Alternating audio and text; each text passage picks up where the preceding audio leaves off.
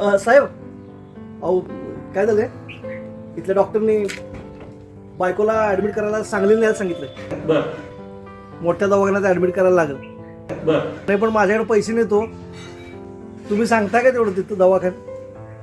तर बघ, मी तिथं हॉस्पिटलमध्ये फोन करतो. तू पैशाची काही काळजी करू नको आणि तिथं तुला ऍडमिट करून घ्यायची व्यवस्था करतो. ओके? लय उपकार साहेब. अहो तुमच्यामुळं झालं, ॲडमिट करून घेतलं डॉक्टरनी. म्हणजे माझे आई वडील आणि माझ्या 2 लहान मुली आहेत, ती पण इथं आलेत. त्यांची राहायची व्यवस्था चांगलीच झाली असती, बरं झालं असतं. पण बायकोला आता अर्धा दिवस ॲडमिट करून घेणार हो. अरे बघ, तू काही काळजी करू नको. मी राजाभाऊंना फोन करायला सांगतो आणि सगळ्यांची राहायची व्यवस्था मी करतो. होईल ना? मी फोन करायला सांगतो आणि त्यातूनही नाही झालं तर मी स्वतः फोन करतो. धन्यवाद सर, थँक्यू. ओके. ते सलाईनची बाटली संपली होती बर आणि औषधं पण लिहून दिल्यात. पैसे नाहीत माझ्याकडं.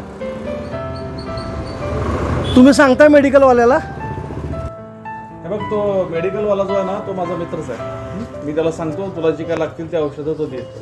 हां, हां, मी तिथंच उभा आहे, सांगा. आणि पैशाची काही काळजी करू नको. मी आहे, तो मेडिकलवाला बघून घे. ओके? घे त्याच्याकडून औषधं सगळं. हां, बोला सावंत साहेब. बरं देतो की सगळे औषधे देतो, काय काळजी करू नका. येस चालेल. ओके. प्रत्येक बारीक सारीक गोष्टीत लक्ष घालून तुम्ही एवढं सगळं करताय, कौतुक आहे साहेब.